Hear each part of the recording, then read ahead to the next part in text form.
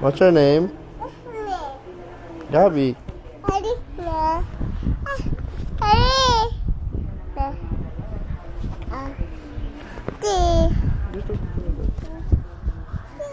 Hello.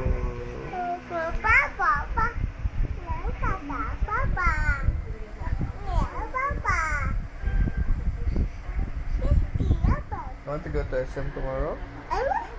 You don't want to go to SM? Why not? Mommy will go to SM. You don't? Tingin Joseph. You don't want to go to SM? Mommy will leave you alone. Hello?